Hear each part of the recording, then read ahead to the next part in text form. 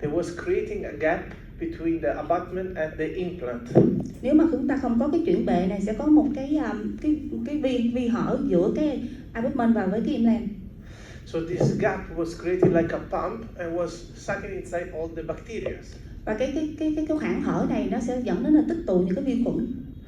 And then we could find in the tissues, we could find the inflammatory cells, and we thought that this was the reason why we were finding some loss of bone around the dental implants. Và kết quả là có thể là có những cái mô viêm đó nó xâm nhập vào cái vùng này, và kết quả sau cùng là nó dẫn đến là cái mất đi cái mất xương xung quanh cái implant. And this inflammation, of course, was activating the osteoclast and reducing the amount of bone. Tương tự vậy nó cũng sẽ kích hoạt những cái tế bào hủy xương á, nó dẫn đến là mất xương. So at this point, instead, the fact was that because of these forces, because of this activation of the inflammatory cells, we couldn't create a good seal between the connective tissue and the abutment. Và bởi vì có cái khe hở và những cái việc xâm nhập của những mô viêm vậy thì mình sẽ không có được cái sự bít kín tốt giữa là cái implant với là cái abutment. So the theory behind it is that at this point we can have we are reducing the gap vertically, and we have a full attachment of the tissues on top of the implant, creating the seal between the abutment and the implant. Vì vậy là mình sẽ giảm đi cái khoảng cách đó bằng cách mình tạo cái lá phơm squeeze đó, để nhờ đó mà những cái mô liên kết nó sẽ thể là nó bít kín xung quanh giữa cái chỗ kết nối giữa là cái abutment với là cái implant. And overall, we are decreasing the stress at the interface between the implant and the abutment. Và chúng ta đồng thời cũng sẽ làm giảm bớt cái lực á, giữa là cái giao diện giữa là cái abutment và cái implant luôn. So when we are looking, these are the studies that they were made in the past, and we see how the differences, how they are creating between the soft tissues around the platform switching and the standard platform. Đây là cái nghiên cứu cho thấy là cái sự hình thành cái mô mềm xung quanh cái chuyển bệ và cái bệ mà thông thường quy á, regular platform. So the theoretical model works very well. We know that has improved the bone resorption around the implants, but it's still not perfect. Trong hồi thời gian chúng tôi cũng muốn là cái cải tiến được cái việc mất xương á, mà thường thì kết quả đó. And that's why we did afterwards more research. As researchers in the dental field, because now I'm referring to all the community of researchers, and we have improved the implants, and now we have almost completely decreased the resorption of bone, I think, around the implants. Chúng tôi vẫn đang tiếp tục nghiên cứu để có thể là giảm thiểu nhất cái sự mất xương mà quanh implant. The connection is also extremely important about this implant for the people that already use this implant, especially the prosthodontists. They know very well how important is this connection. You as well. Yes. Tiếp theo tôi nói về là cái kết nối hình con và cái hiệu ứng là cái MOS. MOS. Thì cái này đối với bác sĩ phục hình thì sẽ biết được là cái tầm quan trọng của cái kết nối này. So we have a real Morse connection, and what is important to remember is that VB factory is in the area where two very important factories are present. Hiện nay thì cái VB Home sẽ có hai cái nhà máy quan trọng. One is the Lamborghini and one is Ferrari. Một ở Bugatti. Sorry. Lamborghini, Ferrari. Có hai cái xe đó là Bugatti và Lamborghini và Ferrari. Why is this important? Because on this connection they work the engineers from Ferrari. Cái kết nối này thì được làm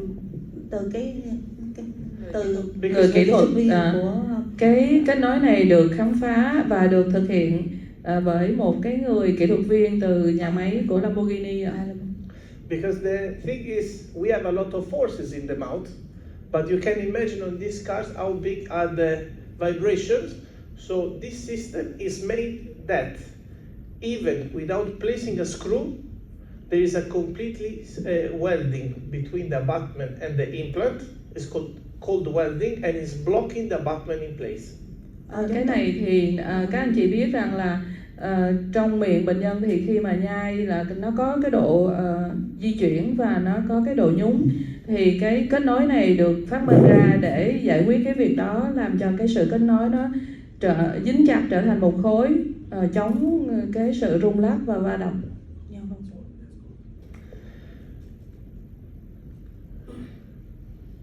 So we can go back once again. I need to show you always literature to give you. I don't want to convince you without giving you proof of what I say. Yes, is that nói về nãy giờ tôi đang nói về một số cái y văn thôi. Is that overall the conical configuration can spread better the forces around the whole implant.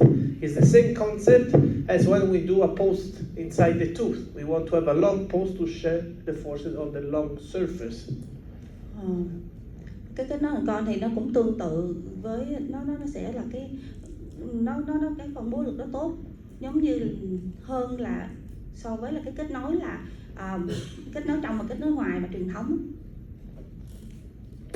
And that's how when we look at the microscope, as it looks the interaction between the interface between the abutment and the implant, and we see that there is a perfect fitting and there is no gap between the two, and that's why it's called a cold welding. Cái kết nối này đó thì nó tạo một cái sự khích sát giữa cái abutment với cái implant đó, mà người ta gọi là cái hàng lạnh đó, cái nhờ vào cái công nghệ bằng hàng lạnh.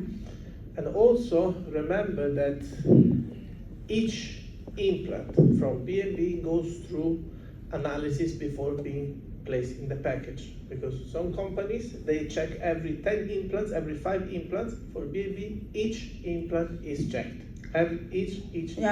Đối với cái công ty B&B, cái điều quan trọng là mỗi cái implant sẽ được kiểm tra theo từng implant luôn, không giống như công ty khác là người ta sẽ kiểm tra theo từng cái gói. And why also is important to know about our connection is because we know that we have a loosening of the screws. We have around 6% when we have the single implant. We know that we have a higher rate so for the single implant, while we have for multi-unit we have less, and for the overdenture we have around 3%.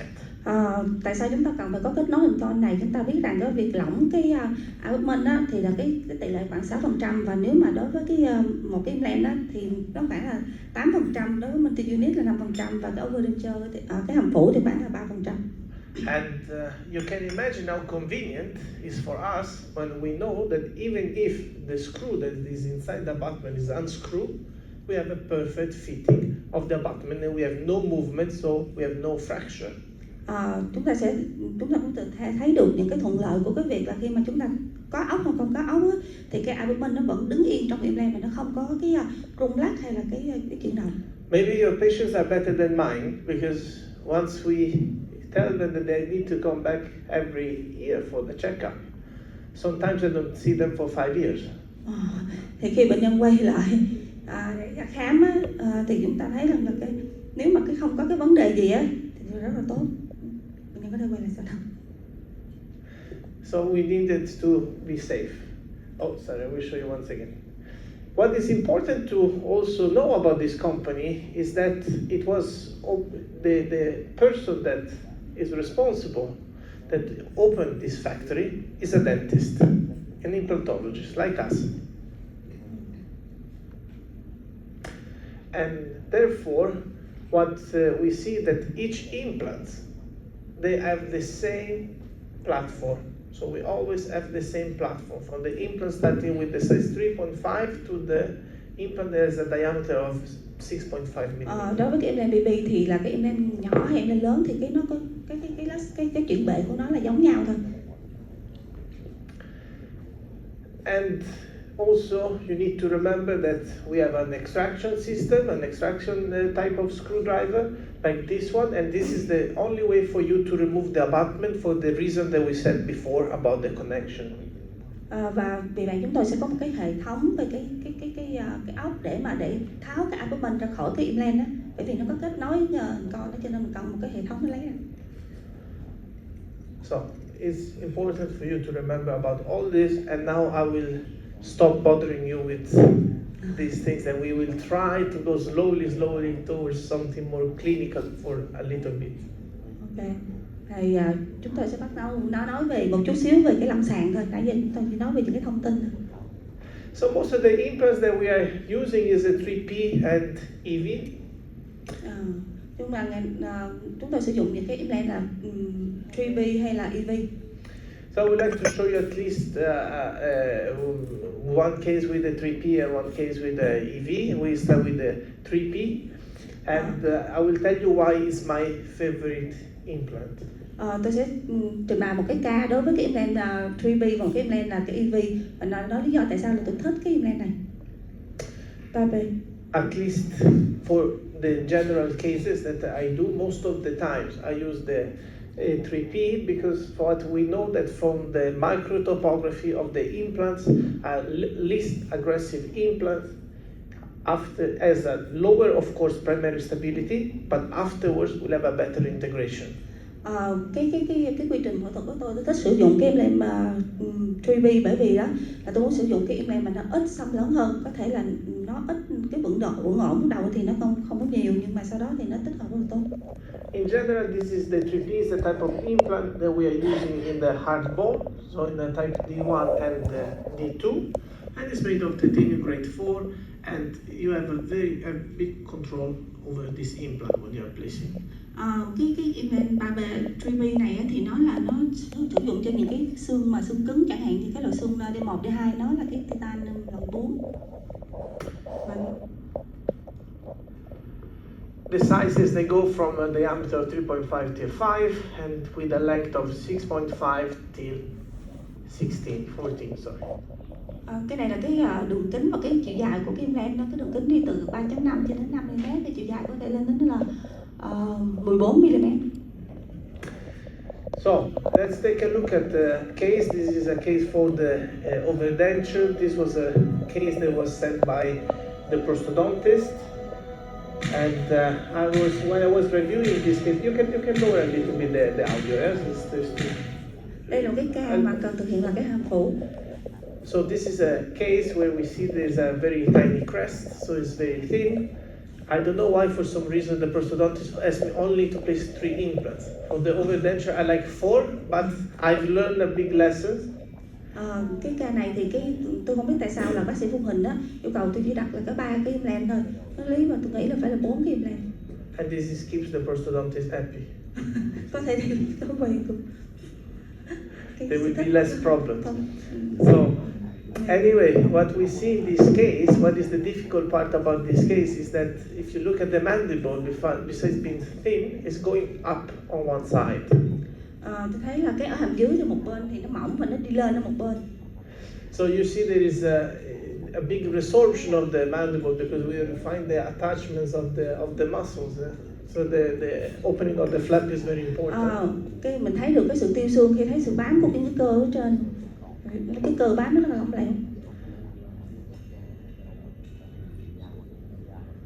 So once I open the flap, the first part of the osteotomy I do with the bone cutters before moving towards the drill. Sau khi tôi lật vạt thì đầu tiên là tôi sẽ gặm bỏ những cái xương này đi, lấy bỏ những cái xương mà cái phần ngoài bên mà sống hàm nó lên cao á. Usually we can find the basal bone of the chin, so we can always find the place where to place the implants. Now I'm just smoothing up the crest and leveling the crest for starting placing my implants. Sometimes khi lật vạt mình có thể thấy được là cái phần cằm luôn, và sau trước khi đặt implant thì mình phải dùng mũi khoan mình làm phẳng cái mặt xương đó. And then we start with the drilling, so it's with a lance drill, and then we will increase our osteotomy. Đầu tiên thì mình bắt đầu với cái mũi là cái định vị, mũi lance drill. Cắt qua xương. Yes. Okay. Okay. So we are preparing for the 3 implants, and we go with the pilot drill. Để đặt cái implant là 3P thì tôi đi đến luôn and cái increasing mũi cuối the cùng. osteotomy. So we go with the yellow burr, the red burr, and then increase up to the green one. This means that I'm going to place an implant that is 4.0 millimeter. Nói chung là chúng ta sẽ khoan mở rộng cái vị trí đặt implant cho đến là cái mũi khoan mà màu xanh đó, để đặt được cái implant là 4.0, trong cái đường kính implant là 4.0. And then we keep on going. Chúng ta tiếp tục. This is my technique. I know that you have parallel pins inside the kit, but I like to use the burr. Tôi biết là trong cái bộ kit thì mình sẽ có những cái cây chỉ hướng để xác định cái độ song song với implant, nhưng mà tôi hay sử dụng luôn cái mũi khoan để đánh giá cái độ song song. And this is a 3P implant. As you see, it's a very delicate implant. Đây là cái implant là 3P. Okay, so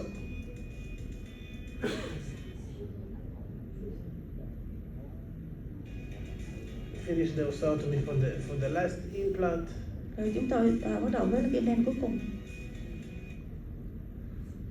And then the normal suture. Rồi sau đó thì chúng ta khâu vạt lại.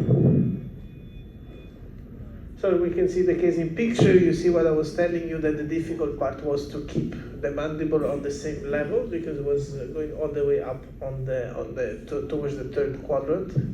Rồi các bạn nhìn thấy là cái vị trí của cái sống hàm nằm dưới mình phải làm sao mình phải điều chỉnh cho nó cùng một cái mức độ, cái chiều cao của cái xương á, để sau đó mình đặt khung hình bên trên. And we see the picture from the top. There was a thin crest on the top, and then it was becoming larger. Cái hình này cho thấy là đầu tiên là cái sống hàm nó rất là mỏng, nhưng sau khi mình làm phẳng, mình mài bớt đi thì cái sống hàm nó rộng hơn. And the 3 implants placed, as you see, I put them in very deep because during the healing phase she will be wearing a denture.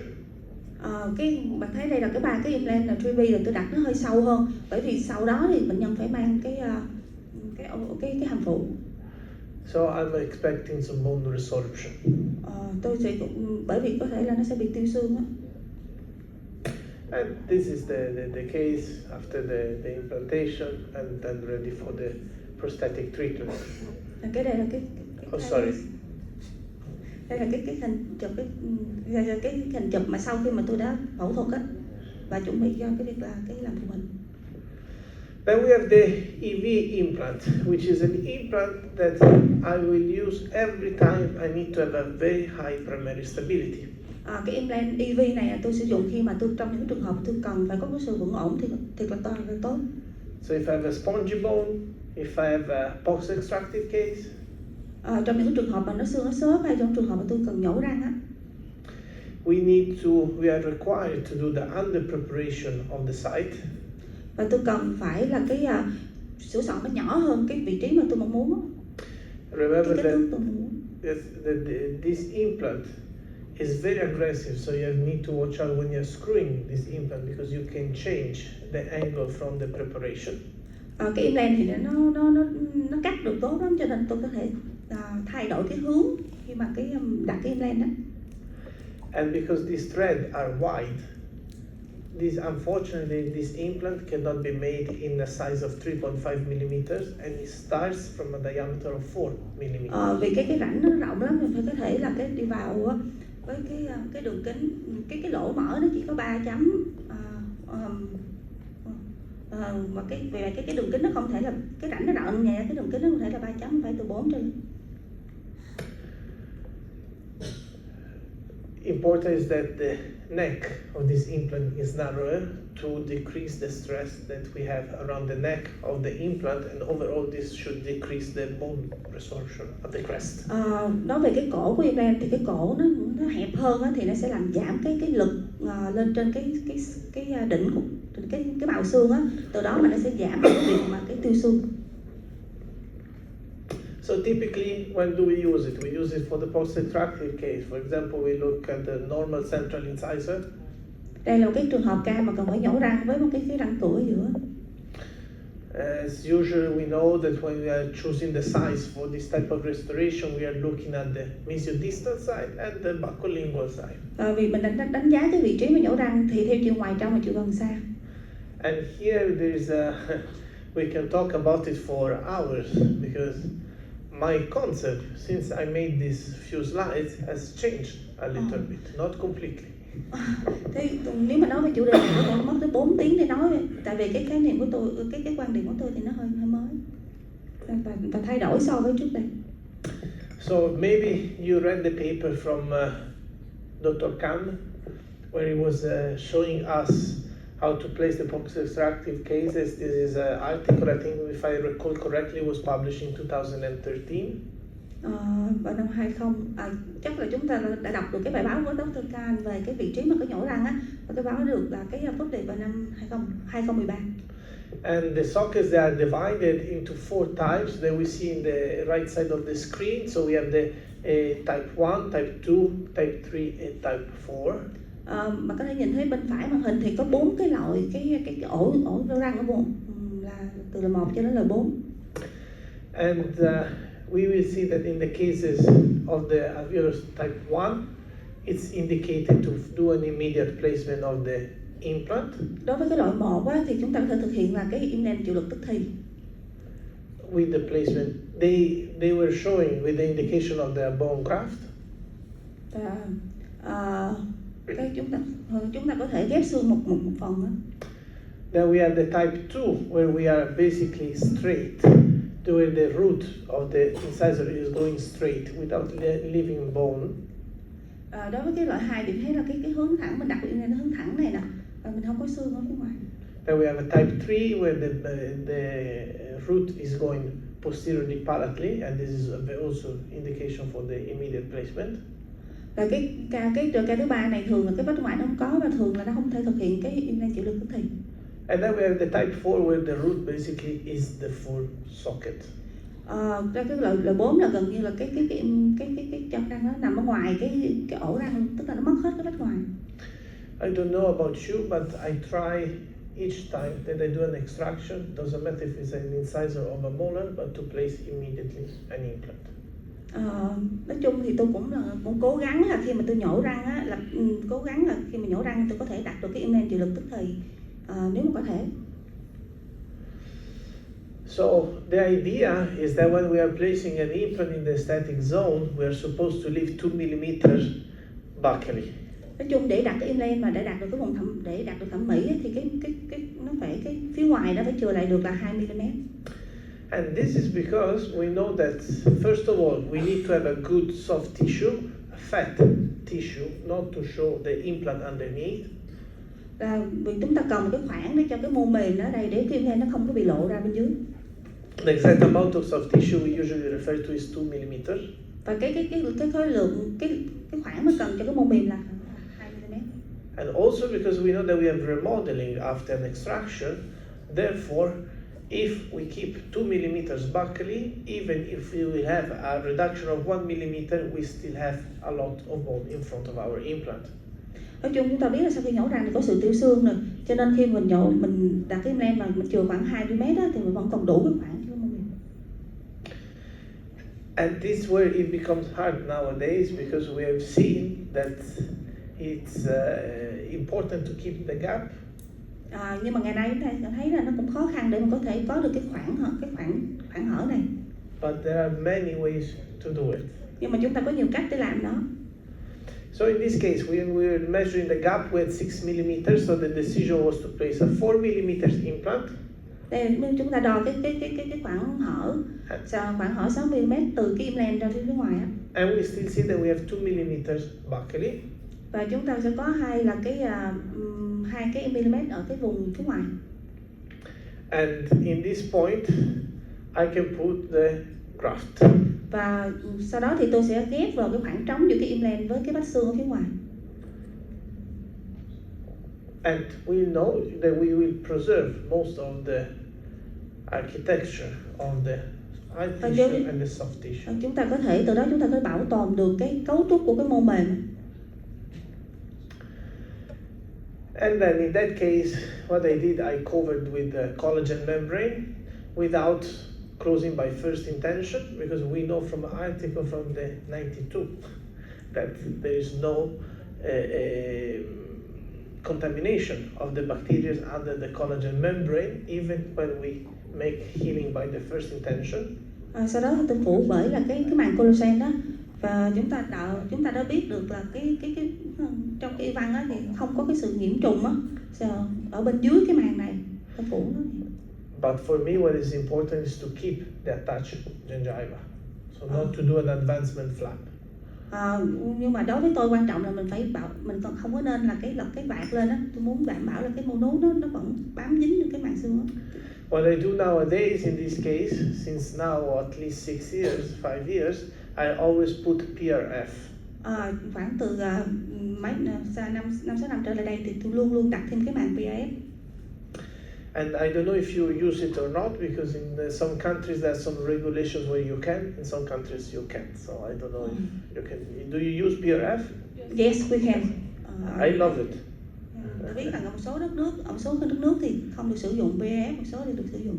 Phải hỏi là nước mình có sử dụng được không? So I will tell you a funny story. In Italy, first they sold the spinning machines to all the dentists, and then they said it was illegal. Ở Ý thì đầu tiên cái máy đó thì người ta bán rồi và được cho là nó không có hợp pháp á. So when we look in the video, what we have seen in the pictures, we have the extraction socket. We are starting with the first burr, the last drill, when we have the socket type 1, so with the root a little bit to the buccal. We are starting drilling very much palately, even too much. Đây là cái video cho thấy là cái việc sau khi nhổ răng thì tôi bắt đầu đặt implant, và cái mũi laser, cái mũi mà thăm dò đầu tiên á, tôi đặt đó nó hơi về phía trong hơn và về phía trong hơn so với cái chớp của cái chân răng. Of course, we don't want the implant to come out with the profile to the buccal. Actually, we want it to come back to come out a little bit palately at the cingulum. Bởi vì tôi cũng không có muốn là cái implant nó nghiêng vào trong chứ nó nghiêng ra ngoài. And we see how now we're changing to the pilot drill and going down palately. Ở đây các bạn có thể nhìn thấy được cái mũi định vị, mũi thăm dò đó là cái mũi khoan, cái tay khoan tôi nó nghiêng vào trong. Then we can increase the osteotomy. Cắt xương. And here I use the bone compactors, but about the bone compactors we will see at more details afterwards. Sau đó thì tôi dùng một cái cây nén xương và tôi sẽ nói chi tiết về cái cây này sau. Just a piece of advice that I give you, it's a little bit of a secret, but this thread that you find on this compactor is the same thread that you find on the implant 3P. Thì tôi sẽ nói về sau về cái bí mật về cái cây này mà tôi dùng để cho cái thằng implant 3P. So what is the trick here? When I want to know if I can get the stability of an implant without opening the box, I try my compactor. Tôi muốn kiểm tra cái độ vững ổn á, bằng cách tôi sử dụng cái cây nén này để kiểm tra. And then I know that I will get the stability. Now look at this implant, and the difference with the 3P, I just put 1 millimeter is already blocked. Đây cái implant nó khác với cái implant 3P, nó chỉ đặt vô trong xương được á, cái phần cố định bằng chớp chỉ khoảng 1 mm thôi. I basically put 1 millimeter, maybe 1 millimeter just by pushing with the fingers. Yes. Tôi vặn vào 1 mm với cái tay của tôi thôi. So the primary stability is very very high. Và cho thấy là cái độ vững ổn nó rất là tốt. Of course, I'm stopping with the height that is 3 millimeters under the cemental enamel junction. Và cái implant nó phải được đặt ở bên dưới cái đường đừng nói men xi măng đó là 3 mm. Because you see I'm measuring here because this is the prosthetic space that we need to have the good biological width for the implant. Ở cái vùng này thì mình cần cái vị trí này để có được một cái sinh học nó tốt quá, phải sinh học. Okay. So then what I did for this case, I took a pedicle flap from the palate of connective tissue. Tôi lấy cái mô liên kết từ cái ở phần cổ cái á, và tôi ghép bên trên. So in the pocket of the buccal aspect, I slided in a collagen membrane. Then I will put the graft and cover with the collagen. Tôi sẽ đặt cái miếng collagen lên trước, sau đó thì tôi phủ cái màng collagen lên. che nó lại. So I put the graft as you see here. Và bên dưới cái màng collagen dĩ nhiên tôi phải đặt thêm những cái vật liệu ghép vào. There is also the new bone graft that they are making, the BB Dental. The novel bone is from 0.2 to 0.6 in size of granules. Đây là cái loại xương mới từ cái BB Dental á, nó có kích cỡ từ 0.3 0.6 mm. And now I'm suturing the connective tissue that I took from the palate without cutting. It's a pedicle flap. Sau đó thì tôi sẽ khâu cái mô liên kết này là cái bạc mà bạc cuộn đó các anh chị, mà không làm cắt cái đứt cái chân bạc ở vùng khẩu cái. Tôi khâu cái phần mô liên kết mà tôi lấy từ cái khẩu cái á, kéo phủ vào bên ổ răng và khâu lại. This way we didn't lose any soft tissue and we could close the socket. Và cái này thì cái cách này á, nó sẽ là không làm mất cái mô mềm á. And that's a normal case, simple case. Đây là một cái một cái trường hợp, một cái ca rất là bình thường, đơn giản. Now, after this introduction, we can move to the guided surgery as I was requested. Rồi sau cái phần giới thiệu này thì bắt đầu chúng ta sẽ nói về là cái phẫu thuật với cái máng hướng dẫn. And what is the most precious thing that we have is time. Một cái thứ quan trọng mà chúng ta có đó là thời gian.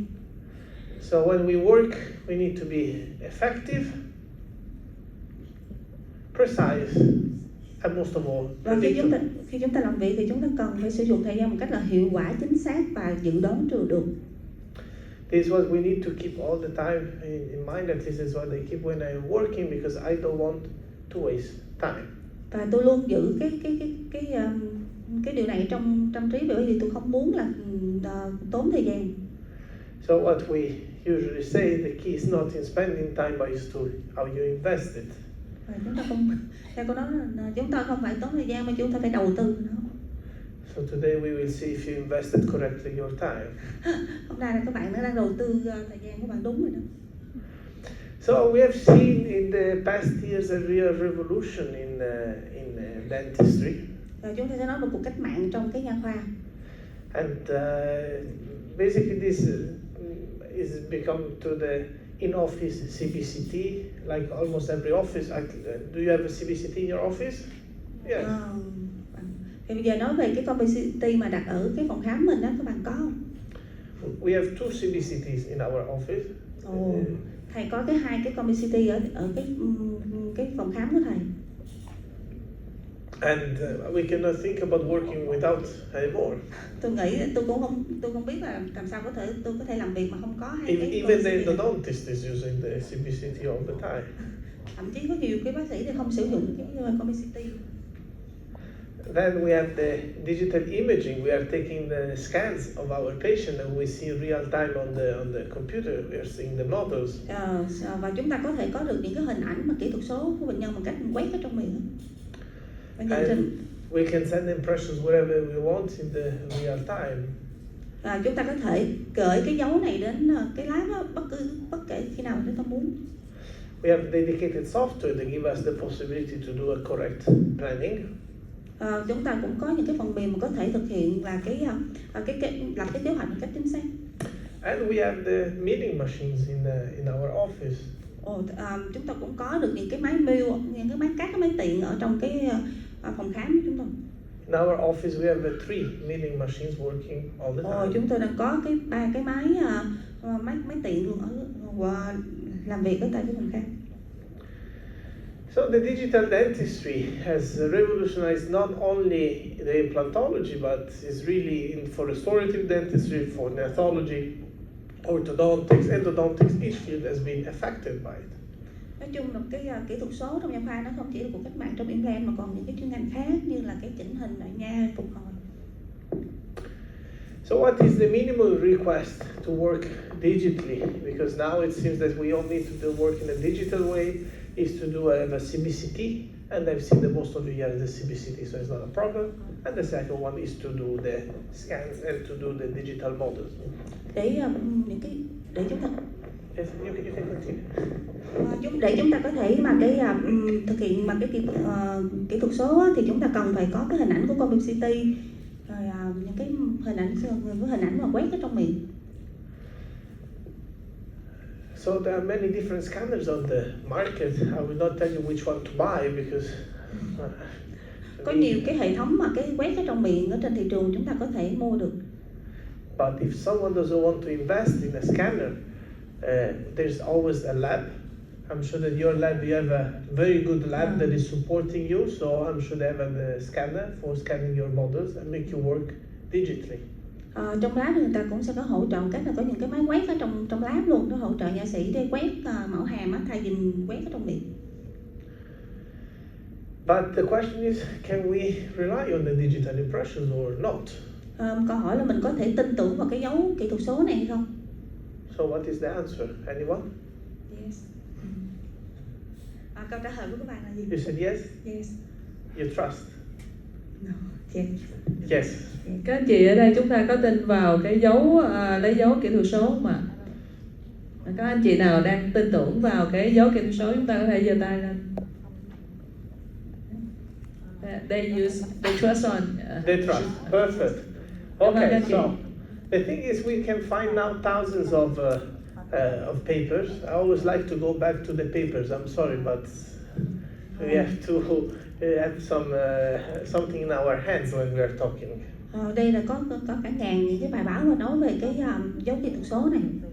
Trong văn luôn, chúng ta có dễ dàng tìm thấy. And the truth is that we can rely on the digital impression. We are looking at, of course, when I'm looking at the studies, we know that the most important ones are the meta-analysis.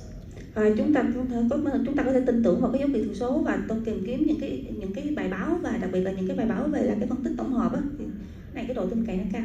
Because let's remember that in science there is a pyramid where the meta-analysis, systematic reviews are the queen and the king of knowledge. Chúng ta biết rằng á, những cái bài tổng quan và những cái phân tích tổng hợp á, nó là có cái bằng chứng là cái mạnh nhất ở trong y văn.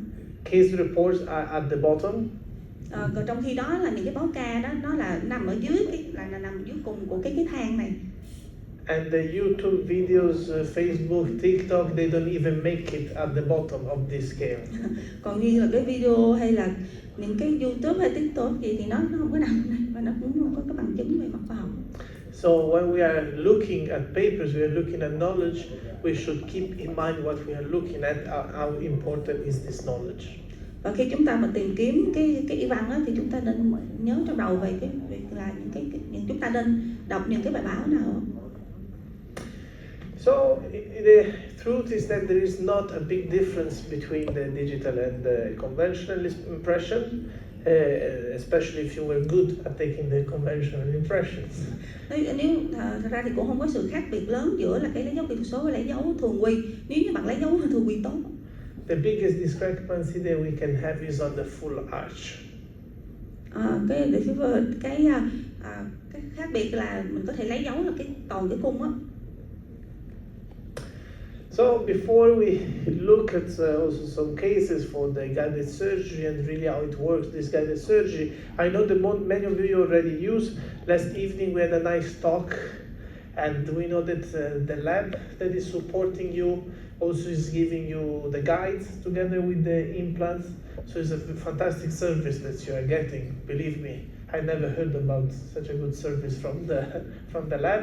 Các anh chị biết rằng là hôm qua tôi mới nghe nói là lab sẽ cho cái máng kỹ thuật số miễn phí. Đây là một cái chuyện rất là đặc biệt mà tôi mới vừa biết được. Hầu như là hồi nào giờ là lab người ta sẽ bán cho mình cái máng kỹ thuật số chứ không có cho miễn phí giống như ở đây. Maybe I also will send you the scan for the guide and the crowns. Tôi muốn nói cái điều này đến cho các bạn ở đây biết được cái điều thú vị này. So how does it look when the digital workflow, when we are looking at the patients? Of course, we are starting with the interview with the patients. And as we were discussing last evening, first of all, we are doctors and we are looking at patients and what are their needs and what they expect from us. Bắt đầu với cái quy trình kỹ thuật số đầu tiên, bắt đầu với việc là mình sẽ phỏng vấn bệnh nhân và mình để mình biết được là những cái mong muốn của bệnh nhân là gì. Then afterwards we can start with the digital impressions. Rồi sau đó chúng ta sẽ lấy dấu kỹ thuật số. We take pictures and videos. In our office we also have a room just for the pictures because Sau đó chúng ta sẽ chụp hình quay phim bệnh nhân. Ở trong cái phòng mạch tôi thì có một cái phòng riêng để làm việc đó. We have a CBCT. Then we do the treatment planning, and only at this point we approach the surgery. Sau đó thì cho chụp CT và tích hợp lại để đưa ra kế hoạch điều trị, và cuối cùng là sản xuất ra cái máng hướng dẫn phẫu thuật. And then finally there's also the prosthetic treatment, of course. Và cuối cùng đó là cái giai đoạn mà cái điều trị phục hình sau cùng.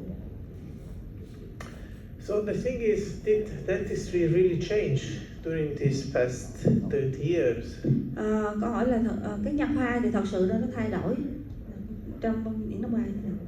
Not really, because still his success is dependent on the capability of the team, and we need to have a goal at the beginning. Otherwise, if we don't know what we want to achieve, we cannot have a success. And most important, the tool will not do the job for you. So we need to be a good dentist and not rely only on the technology, because otherwise. Cái sự thành công ở đây á, nó phụ thuộc vào cái khả năng của cái đội nhóm trong phòng khám của mình.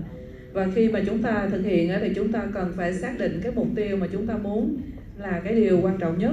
Và các anh chị biết rằng là các cái máy móc thiết bị nó không phải là cái yếu tố luôn luôn giúp đỡ cho công việc của mình hoàn toàn, mà nó phụ thuộc vào cái trình độ năng lực của các anh chị là chính. So the thinking is the same, but we can improve the predictability. Nói chung cái quy trình mà chúng ta suy nghĩ thì nó giống nhau thôi, nhưng mà chúng ta có thể cải tiến được cái khả năng mà dự đoán trước được cái kết quả đó. So we need to know how to obtain our results, and we need to have a plan, a good plan. Nếu mà chúng ta không có cái mục tiêu thì một kế hoạch đó cái kế hoạch đó chẳng qua chỉ là cái mơ ước mà thôi. Because when we have a goal without a plan, of course it's just a wish. Yes. Cái mục tiêu mà không có lập kế hoạch, mục tiêu không lập kế hoạch thì chẳng qua nó là cái mơ ước thôi. So we are starting the protocol as we have seen before. We are starting with the images. We are the society of images, as we see, because we live on our social media all the time through pictures. Chúng ta sẽ bắt đầu cái quy trình kỹ thuật số này là với những cái hình ảnh về kỹ thuật số trong miệng. And the same is our dentistry. So we have seen with our CBCT, we are with the pictures taken with the camera, and we also take the scans. Thì chúng ta có thể tiến hành tiếp đó là gì, chụp CT, những cái hình và cái hình chụp bằng máy ảnh. So the planning we have seen is afterwards can only start once we gather all the informations. Và cái việc làm kế hoạch đó nó chỉ được thực hiện sau khi tất cả những cái thông tin này phải được thu thập. So we have a first phase that is called the acquisition, where we are just gathering all the data. Cái bước đầu tiên đó là chúng ta sẽ là thu thập những cái dữ liệu đó cùng lại với nhau. We look better in the afterwards, but this is what we see in the lower part is let's say a mock-up. So it's a radiological guide for guiding of our. Cái này thì ở dưới nhìn thấy đây là cái mock-up á, để từ cái mock-up đó mình sẽ làm ra cái máng hướng dẫn chụp phim. And then once we have the phase of the acquisition, we start with the phase of elaboration. So we are taking all this information and transferring them to the software. Tất cả những cái thông tin mình thu thập được mình sẽ chuyển sang cái phần mềm để nó sẽ dựng lại những cái hình ảnh từ những cái thông tin đó. So what does it mean STL5? Because it seems very obvious because we read STL, but what does it mean? Chúng ta hãy sử dụng cái file STL, nhưng mà cái file STL nghĩa là gì? This is a standard triangulation language because each image that we see virtually is basically made of small little triangles. Nó là một cái dạng ngôn ngữ thôi, đồ họa, và nó mô tả cái bề mặt của những cái vật thể bằng những cái hình tam giác đó. the smaller these triangles, the more precise will be our image. Càng nhiều cái hình tam giác thì cái hình ảnh chúng ta thu được là càng chính xác. And that's why we are talking about the mesh of a scanner, for example, yes, which is the more precise, is the one that can make smaller these triangles and create a better image. Đó như vậy tôi nói là cái scan này phải thiệt là chính xác á, để càng nhiều cái hình tam giác thì nó càng chính xác. Then when we have this language, when we created this file, and this is the typical file that we are getting from our scanner, this can be sent to a software or CAD, 3D printers, and the milling machine. Những cái file này nó từ cái ngôn ngữ đặc biệt nó sẽ được chuyển sang có thể là cái phần mềm là AutoCAD hay là cái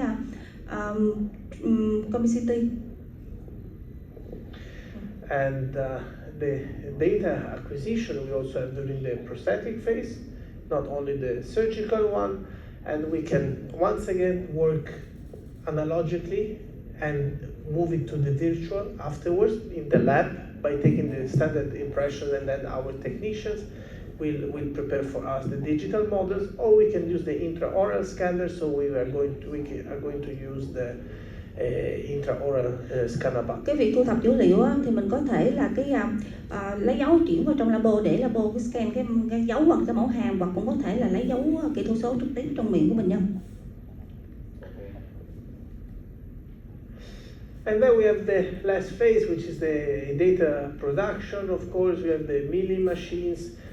These are the one that I'm not paid by CEREC, but that's what we use in our office. This is why I show it.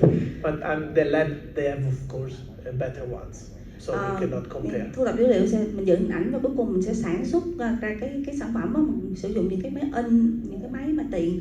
Đây là cái máy mà tôi sử dụng ở cái phòng mạch của tôi. Actually, for you, especially if you are going to do the full arches and to do the metal bases, I got to know that you have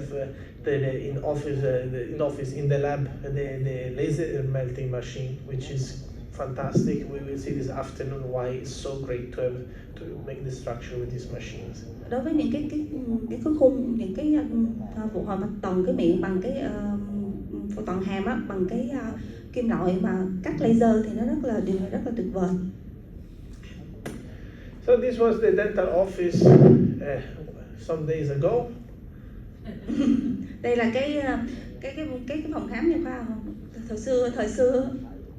And this is how it looks nowadays. Và hôm nay là ngày nay thì we already changed many times. This is our old pictures because we have no space, because now we have 6 printers and I told you 3 milling machines, and we needed to create a separate room for this. Tôi đã thay đổi mọi thứ với cái phòng, tôi không có đủ cái chỗ và tôi có nhiều cái máy móc đây nên tôi bỏ những cái đồ cũ.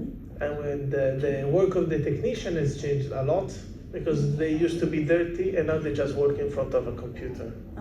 Tôi cũng mong muốn là cái kỹ thuật viên sẽ thay đổi, bởi vì ngày xưa thì kỹ thuật viên làm công việc truyền thống thì rất là dơ, nhưng mà bây giờ là rất là sạch sẽ vì chỉ cần ngồi ở trong văn phòng và làm việc với máy tính thôi ạ.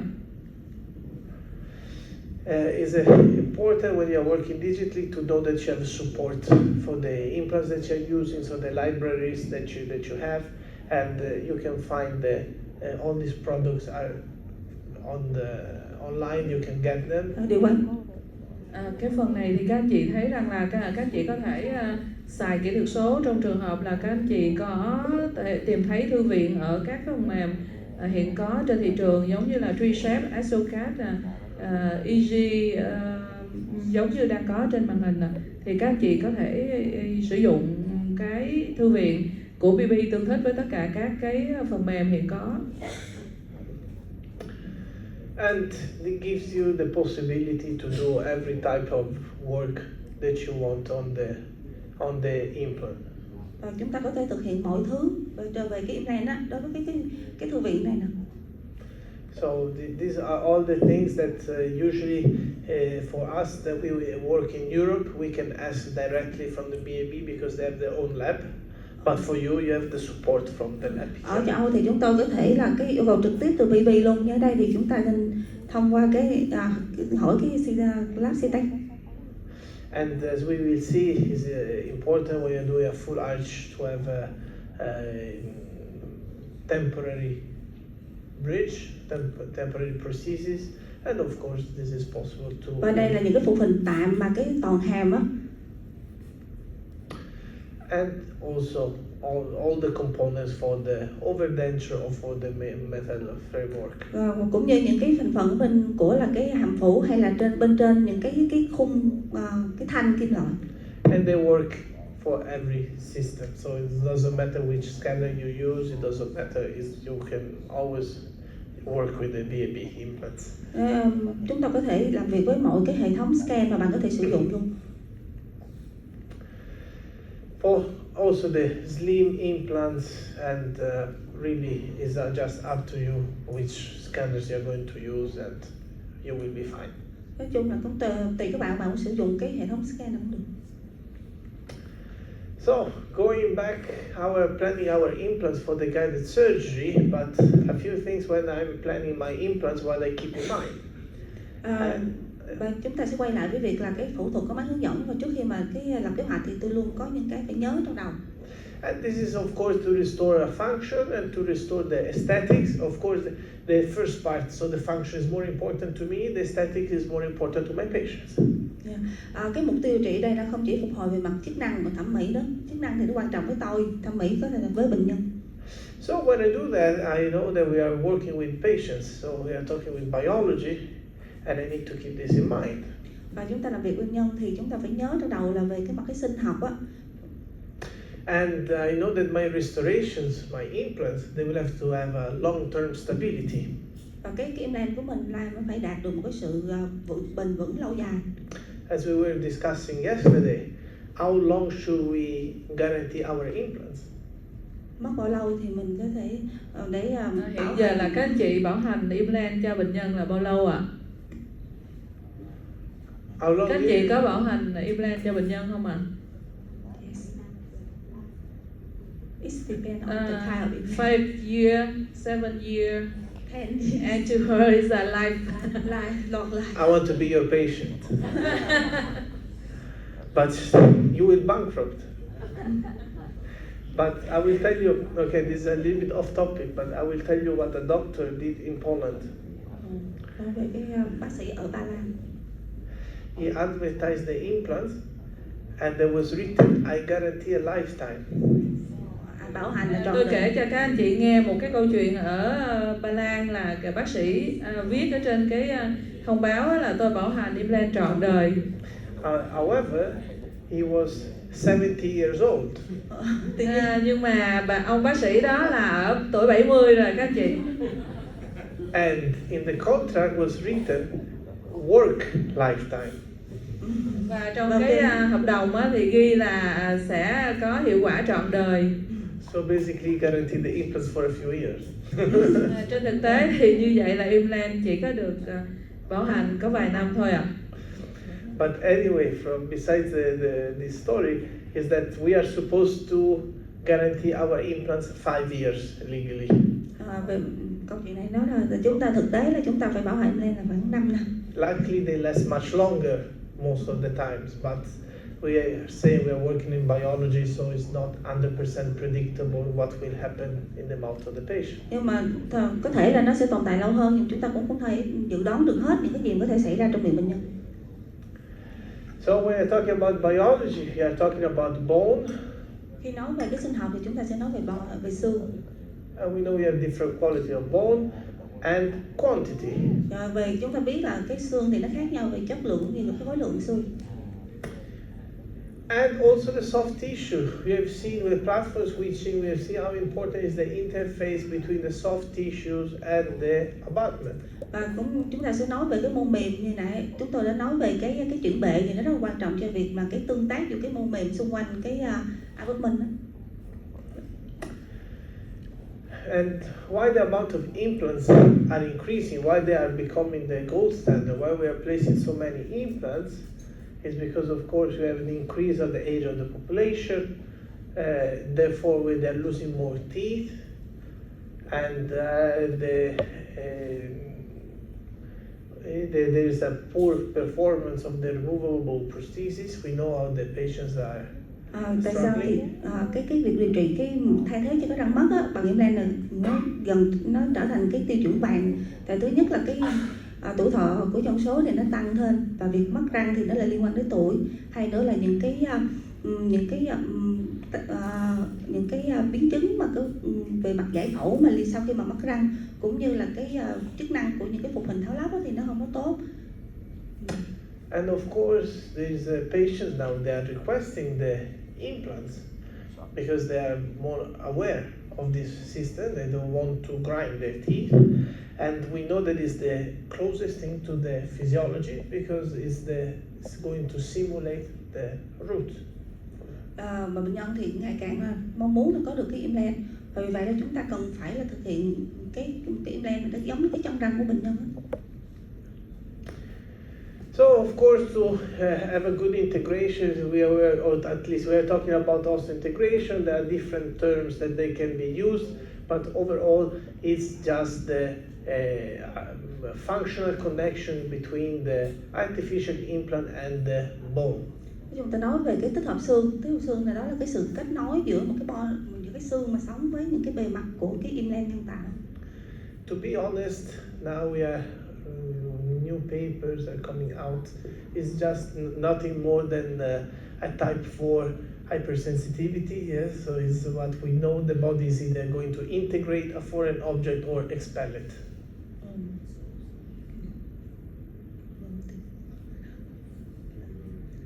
Yes. So the integration of the implant is the type 4 type of hypersensitivity. Yes. So it's this type of process is the normal process that happens in the body to a foreign object, where the body either integrates or expels it. Cái việc tích hợp xương á, thì nó sẽ có cái đến cái thể loại 3, loại 4, loại 5 thì chúng ta sẽ theo đó mà chúng ta quyết định là đặt implant dựa vào cái khả năng mà chịu lực của xương. So we can look at the process, how it works. This is a very nice slide because it gives me a lot of possibility to give questions to my students. But you don't need to learn each step. Đây là nhiều cái thông tin mà tôi có thể hỏi cái sinh viên của tôi á.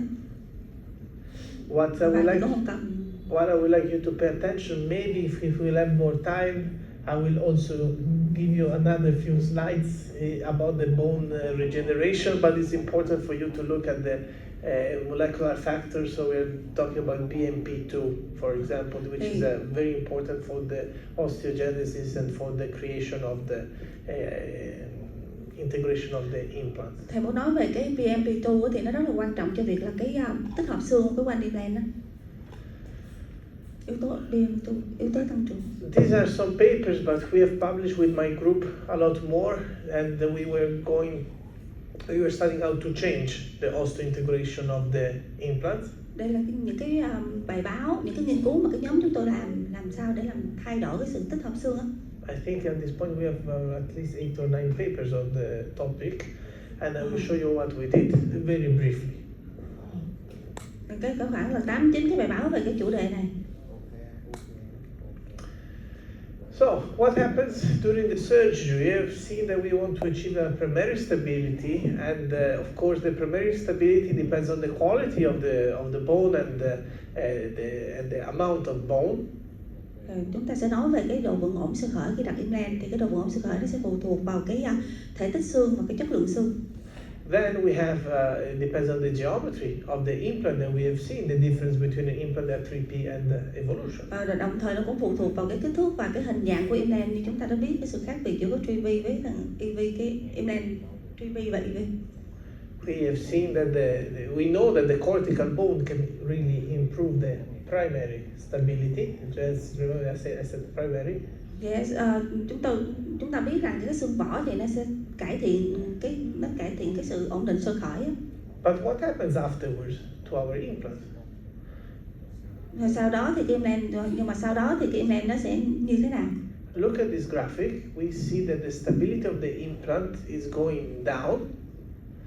Nhìn cái hình này thì mình thấy là cái khi implant nó đi vào trong xương á. And this is what happens, the worst moments between the second and the 6th week. Và cái chuyện gì xảy ra sau là cái 6 đến 8 tuần. And this is the moment where we know we cannot touch the implant. We cannot at this point place a crown. Trong cái giai đoạn này mình không được là đụng vào cái implant, không được là đặt cái khung hình trên cái implant. We said that we have the 48 hours, but to be honest, the first 2 weeks, the stability is more or less the same. It's just going down to then come up. So when we are looking at the graphic, Ta biết là sau 2 tuần á, trong 2 tuần thì cái độ vững ổn sức khởi bắt đầu nó giảm xuống và sau đó từ từ đi lên. we see the primary stability that goes down and the secondary stability that is the real integration coming up. Và chúng ta thấy là cái độ vững ổn sức khởi đi xuống, nhưng cái độ vững ổn mà cái thị 2 đó nó bắt đầu đi lên. And so we have a stability dip of the implants. So when we are looking between the blue line and the orange one. Chúng thấy là sự khác biệt giữa cái đường màu xanh và cái đường màu cam á. So the mechanical stability is the primary stability, the biological stability is the real integration of the implants. Có sự vững ổn về cái cơ học và vững ổn về mặt sinh học á. And afterwards we have the total stability. Và sau đó thì kết hợp thì có sự vững ổn là cái tổng hợp của hai cái độ vững. So you see the dip is quite big because when we are looking in the percentage of the stability of the implant, we are going from 100% to 50%. Cái đáy của cái độ vững ổn nó khoảng từ 50% á. So what we managed to do with we were treating the surface of the implants during the surgery with the UV light. Đối với cái xử lý cái bề mặt của chúng tôi xử lý cái bề mặt implant bằng cái UV là cái quang tử ngoại. And we managed to find the green line. So basically we were almost not losing the primary stability and immediately we had the integration of the implants. Ở khi xử lý bề mặt vậy thì tôi thấy là cái độ vững ổn mà sơ khởi á, độ vững ổn ban đầu nó không bị giảm. It's a very long topic. I did my PhD on this one, and if you, I think it's not for today. But if somebody wants to discuss about it, we have a lot of physics and chemistry, and I will tell you why and how it works. Đây là một cái chủ đề rất là dài mà tôi làm cái PhD, nhưng mà nó không phải là cái vấn đề, cái chủ đề mà hôm nay nói. So, what are the problems that we are getting with the dentulous patients after many years that they lost their teeth? Đây là những cái vấn đề và những cái biến chứng mà bệnh nhân gặp phải khi bị mất răng á. So we have the decrease of the supporting bone. We have the decreased height of bone. Việc giảm về cái chiều cao, chiều rộng của xương nâng đỡ dưới. It's not something to avoid thinking is the prominent mylohyoid ridge, mylohyoid line. Và nhô của những cái đường chéo trong, đường chéo ngoài nó bị nhô cao lên. We see it here in the picture, how well represented. If we don't have a good 3D image, where we are going to drill for our implants. Đây cái hình ảnh này là nếu mình không có camera CT á, thì mình sẽ đặt một cái implant đó, mình không biết đặt ở đâu. There are some patients, as you can imagine, the first X-ray that I've shown you today, they might have a problem on the paresthesia or pain due to the exposure of the nerve. Nếu mà bệnh nhân sẽ gặp vấn đề khi mà mình đặt cái implant vào trong cái ống nâng răng dưới, bệnh nhân sẽ bị dị cảm.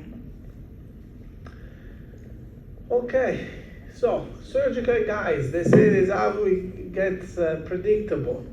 So how does it look like? We have seen before how we are creating our data, how we are getting to this point where we can start planning the position of our implants. So it's where we can really look at all our rules of where the implant is supposed to be.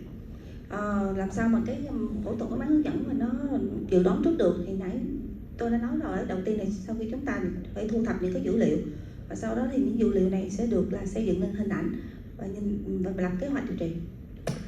So as we've seen, it's a technique where we are using a CBCT and a digital model that is supposed to help us placing the implants more precisely, and after we make our surgery on the computer, at this point we can produce the guide and we can move directly to the procedure.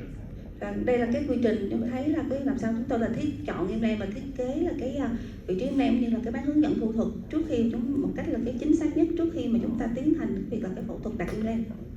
The big advantage, because as you see, we can plan the abutments, we can plan our multi-unit. Và cái thuận lợi nhất của nó là ở đây chúng ta có thể là lập kế hoạch cho cả cái abutment cũng như cái multi-unit luôn. This means that we can also prefabricate our prosthetic bridge. Điều này có nghĩa là chúng ta có thể thực hiện luôn cả cái phụ hình trước luôn khi mà chúng ta phẫu thuật luôn. So here we have to clarify a little bit the situation on how do we proceed. Nowadays, we know that if we have a dentated patient, means that he has many teeth spread in the arch of the mouth. It's enough to do a good scan of the patient, a good CBCT, and we can merge the file, and you will not need anything more. We can plan the case. Đối với những cái trường hợp mà bệnh nhân mà còn nhiều răng ở trên cái miệng, ở trong miệng á, thì chúng ta có thể được một cái dấu trong miệng tốt, một cái phim CBCT tốt, và những cái hình ảnh đó nó sẽ chập lại với nhau, và từ đó là chúng ta có thể thiết kế máng phẫu thuật mà không cần phải thêm những cái khác nữa. Different story is when we have a full edentulous arch, and that's where I see most of the indications for the guided surgery. Nhưng mà một cái khác nữa trong trường hợp mà mất răng toàn bộ á, thì nó sẽ là một cái vấn đề khác rồi. So in this case we need to start from a perfect prosthesis. Chúng ta sẽ bắt đầu với một cái phục hình phải thiệt là tốt. The fitting must be perfect. The position of the teeth must be perfect. We cannot make a mistake. This is why if somebody wants to be a good implantologist, the first thing is to know how to do a simple full denture. Và cái đầu tiên là mình phải có được một cái phục hình á, tức là phải thiệt là thật sát để mình có thể thực hiện được ở trong những trường hợp mất răng toàn bộ này, điều đó là quan trọng. Instead, every year I have some students during the classes that they will say, I'm not learning how to do the denture because I will be an implantologist. Khi tôi là cái sinh viên thì tôi nói là tôi không có học cái hàm giả đâu, thì tôi sẽ làm implant. So in this case, after we produce the denture, we can either decide to use that denture for the scan or make a duplicate of it from the lab. They will do it for you. And you need to apply 5 spots. 4 on the buccal aspect, so the tooth number 6, the canine, and on the incisor papilla. Chúng tôi có sử dụng cái hàm giả của bệnh nhân, sau đó mình duplicate, tức mình sao chép cái hàm giả đó. Trên cái hàm giả sao chép đó mình sẽ đặt những cái điểm đánh dấu, có 5 điểm, 1 điểm, 2 điểm ở cái răng 66, 2 điểm răng nanh và một cái điểm ở mặt trong. Why in this position? Any idea? Tại sao cái quy trình này là nó là lý tưởng? Because once again, if you're looking at the tooth number 6, number 3, and inside the papilla, we will see maybe on the next slide, they are creating once again triangles. Tại sao thì nó lý tưởng? Bởi vì khi mình nhìn điểm đánh dấu nè, ở răng 6, răng nanh và cái phần phía trong thì sẽ tạo thành một cái hình tam giác. So as we have said that for the patient that has many teeth left, we can just merge the file by creating some points between the model and the CBCT. So we have to match, for example, the same point that we see on the CBCT and the same one that we see on the model, and we do the alignment of the two. Cái cách để mình mà chặt hai cái file lại á, thì ở những trường hợp mà bệnh nhân còn nhiều răng á, mình sẽ đánh dấu những cái vị trí trên cái file mà STL và cái cùng một vị trí đó trên cái file là cái CBCT. Sau đó hai cái file đó mình dựa vào cái vị trí đánh dấu đó mình chặt hai cái file lại cách chính xác. So, as we have said before, we use these radiopaque markers. They are given to you by the lab because they have a special size and needs to be placed on the vestibular part of the canine, of the molars, and in the incisor papilla. Và cái đây là cái trường hợp mất răng toàn bộ, thì cái điểm đánh dấu á, thì ở cái mặt ngoài vùng răng số 6 răng nanh, và ở mặt trong thì ở ngay cái vị trí của là cái gai cửa. Of course, we need the scan of the denture with the markers. Và dĩ nhiên là chúng ta cũng phải là quét cái hàm giả này với những cái điểm đánh dấu trên đó. To do a complete matching. để có thể thực hiện được cái việc chọc một cách là cái khích sát hoàn toàn. Then if we don't want to make mistakes, because guided surgery can go very wrong if you're not precise. Chúng ta phải không được làm cái mắc lỗi ở đây, bởi vì cái máng hướng dẫn thuật nó sẽ sai nếu mà chúng ta làm không có đúng. We need to block this denture in the mouth of the patients. Usually we use some silicone. Chúng ta nên là cái cố định cái hàm giả trong miệng bệnh nhân bằng một cái dấu cắn bằng cái silicone. And then we take a CBCT, knowing that there's no gap between the denture and the soft tissue, and that the denture is not movable. Chúng ta sẽ tiến hành chụp CBCT và phải đảm bảo rằng không có được cái khoảng hở giữa cái hàm giả và giữa cái hàm giả với cái răng đối diện của bệnh nhân.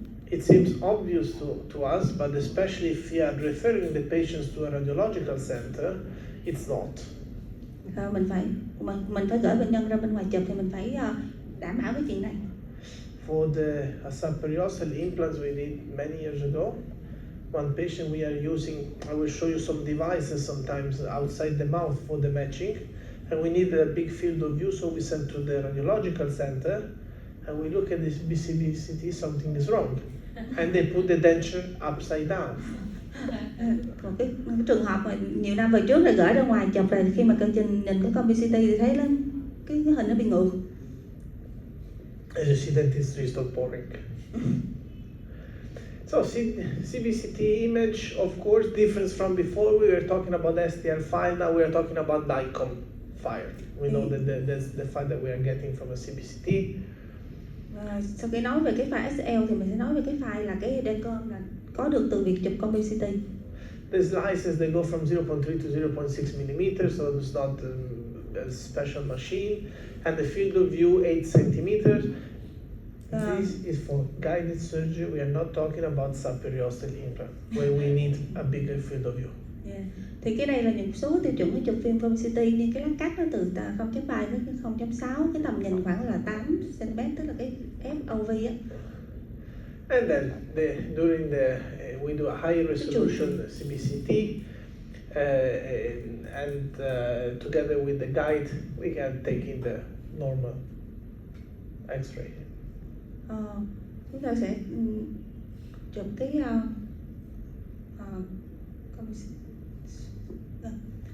chúng ta cần phải chụp cái CBCT với cái hướng dẫn á, cái bán hướng dẫn. Luckily, we don't have the stitching system anymore, because these are very old type of the CBCT, so at this point we are much more precise. We had problems when there was the stitching of the images. May mắn bây giờ những cái hệ thống CBCT này nó chính xác nó cao hơn nhiều so với cái thế hệ cũ. So once we have the scan of the patient, of course, we are also scanning the denture completely, not only the teeth but also the internal part, and with the marker, so that will be the perfect matching. Đối với cái kỹ thuật mà cái double scan đó, thì khi mình scan cái hàm giả đó không chỉ là cái mặt cái răng thôi mà còn cái mặt niêm mạc nó bên dưới nữa. So something that people don't sometimes think about it is that sometimes it's not possible to do the guided surgery. Nhưng thỉnh thoảng thì mình không thể thực hiện được cái phẫu thuật với cái máy hướng dẫn phẫu thuật. And this is, for example, when the patient they cannot open enough the mouth. Trong những trường hợp về bệnh nhân mà há miệng hạn chế. Because we have a longer burr that we use for the standard procedures. Bởi vì mình sử dụng một cái mũi khoan dài hơn so với cái quy trình mà cái thường quy. We have some special system how to avoid this problem, but still is not. Chúng tôi có một cái hệ thống để khắc phục được cái vấn đề này mà nó vẫn chưa có tốt. And the second thing is the interdental space. Cái vấn đề thứ hai nữa đó là cái khoảng gần xa, khoảng giữa hai cái răng á. That if we don't have enough space between the teeth to put the sleeve, then it's not possible. Nếu mình không có đủ cái khoảng hở giữa với cái răng bên cạnh thì mình không thể đặt được cái ly á, cái ống trong cái bán hướng dẫn thuật. But I will convince you I have a hybrid technique. Và khi đó thì tôi sẽ giới thiệu bạn về cái kỹ thuật lai á. I will show you today where it's possible, even when it's not possible to put this. Để có thể giải quyết những ca mà không thể trở thành có thể. Nothing is impossible. Okay, so the sleeves that we are using, there are two sizes. There are the 4.2 size sleeves and the 5.5. Đây là những cái hai cái kích thước của cái sleeve mà sử dụng, là cái là 4.2, cái là 5.5. So the 4.2 they are used for the implants up to 4 millimeters, and for the implants 4.5 and 5 millimeters we use the 5.5 sleeves. Thì nếu mà dùng cái sleeve mà 4.2 có thể sử dụng dùng cho cái implant là tới 4 á, còn cao hơn sử dụng cái sleeve là 5.5. So the type of sleeves that we are using, they're made of PIC. Cái sleeve mà chúng tôi sử dụng là bằng cái vật liệu là PIC. Of course, PIC is polyether keto. Yeah. Okay. And they are made of PIC instead of metal, because it slides better and it reduces the heat production. Thì bởi vì chúng tôi sử dụng cái PIC thay vì cái kim loại để là giảm cái nhiệt á nó tạo ra, và do cái sự ma sát với cung khoan. What is important to know about the sleeves that we are using is that we can use for the patient with they cannot open completely the mouth. Some sleeves where they're open on the side, as we see here. I don't know if it's visible, the red dots, but in this part of the screen we see that they are open on one side. And this is made with the burr. When we are going in, instead of going from the up, we can go from the side. So we are getting 3 millimeters at least from the opening of the mouth of the patient. Chúng tôi có một cái sleeve để giải quyết cho cái thiết kế của sleeve để giải quyết cho việc là cái bệnh nhân há miệng, độ há miệng của bệnh nhân á, thay vì cái lỗ mở của cái sleeve nó sẽ về phía bên á, thì khi đó mình đặt cái mũi khoan nó có thể nghiêng một chút, và vì vậy mà có thể giảm bớt cái độ há miệng khoảng 3 mm. And as you see, they present an hexagon on their shape, these sleeves. Và các bạn có thể nhìn thấy là cái sleeve này nó có hình dạng là 6 cạnh á. Of course, it's not by accident. The same hexagon we will find on the mounters of the implant. Và cái này nó cái hình dạng nó tương tự với cái mounter trên cái implant đó, cái đuôi implant. So that we know what is the position of the hexagon of the implant in the bone, and this will help us place the multi-unit abutment. Vì vậy chúng ta phải biết được là cái implant nó vào đúng vị trí chính xác.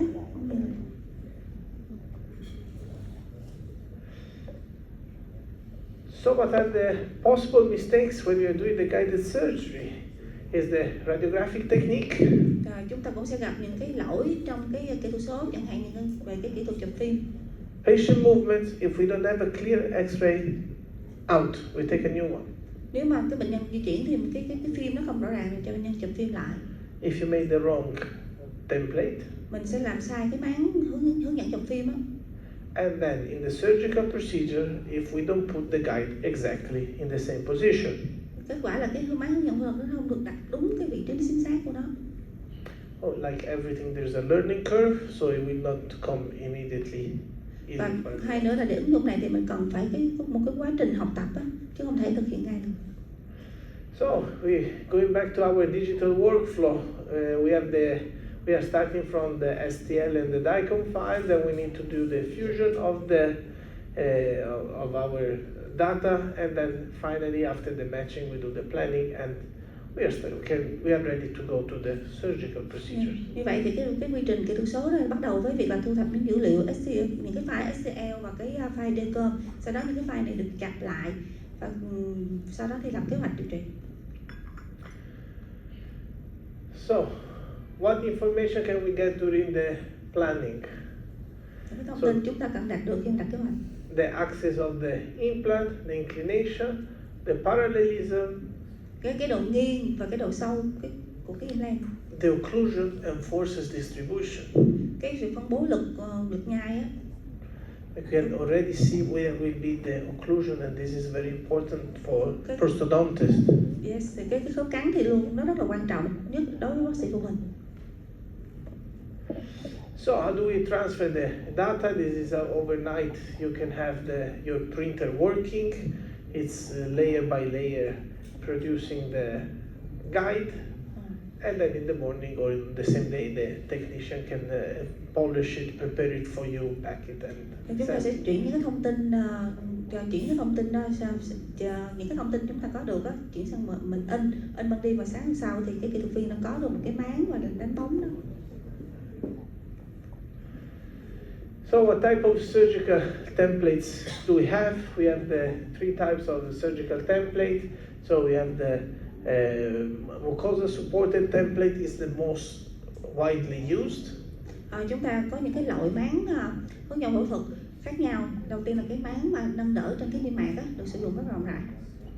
It will require the placement of the lateral pins and crescent pins to stabilize the guide in the right position. Đối với cái máng hướng dẫn phẫu thuật này, chúng ta cần phải có những cái chốt ở phía bên và chốt trên cái đỉnh sống hàm để giữ cho cái máng nó vững ổn.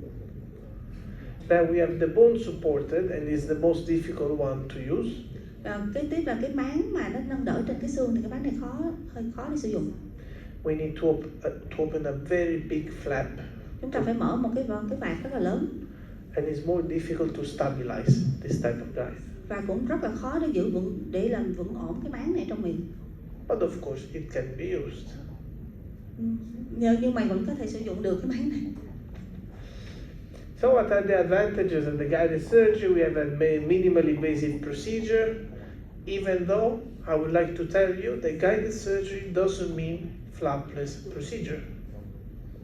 Cái thuận lợi của cái phẫu thuật bằng cái hướng dẫn này đó là cái quy trình là cái ít như là xâm lấn tối thiểu luôn, và tránh cái việc mà cái lật vạt vào thầm, nhưng không có nghĩa là mình không cần. Because we can do the flapless surgery, but we don't have to do it flapless.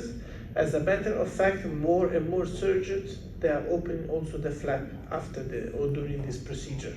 Chúng ta có thể thực hiện phẫu thuật không lật vạt để giảm bớt những cái biến chứng cho việc cái lật vạt sau đó. It's just about doing an immediate loading and placing the implant in the right position. Chúng ta có thể thực hiện implant, quan trọng chúng ta đặt implant và chịu lực tức thì với một cái implant được đặt ở vị trí đúng vị trí. But of course, from a marketing point of view, it works very well to sell to the patients that they will have no stitches, that you're not cutting them, there will be no pain. Và cái bệnh nhân, đối với bệnh nhân thì bệnh nhân cũng vậy thoải mái hơn, bệnh nhân không bị đau. Accuracy of the guided surgery, this is the question, how precise are these guides? Chúng ta sẽ nói về cái tính chính xác của cái máng hướng dẫn này. Oh, sorry. So you already know at this point that I look of the systematic reviews. You want to I will finish this slide, then we take the tea, coffee, what do we have? Tea and coffee, okay.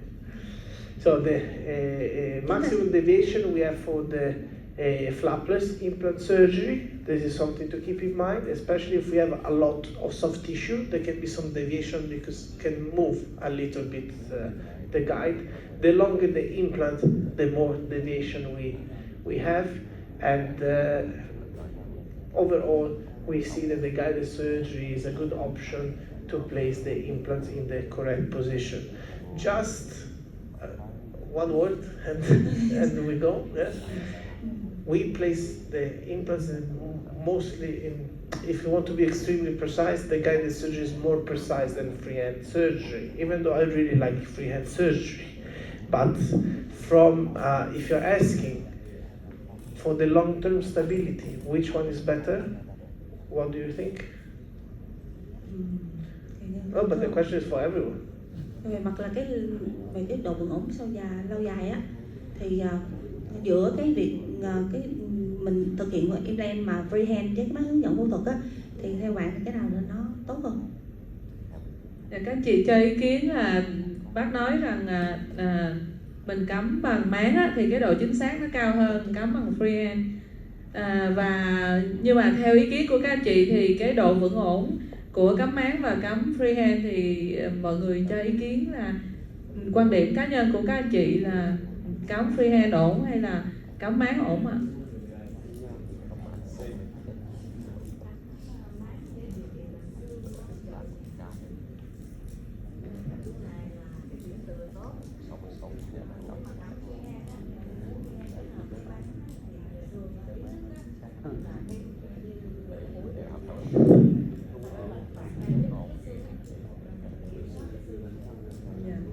with guy surgery, it need to have enough bone and to have a good base for to keep the stable guy surgery.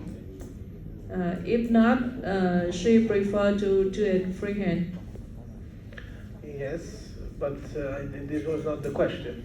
My question was on the long term of the implant, bone loss and prognosis of the implant. Which one she thinks that will be better? Which implant will lose more bone or which one will lose less bone? Dạ, câu hỏi của thầy á là chúng ta nghĩ rằng á là cắm freehand là tiêu xương nhiều hay là cắm máng là tiêu xương nhiều?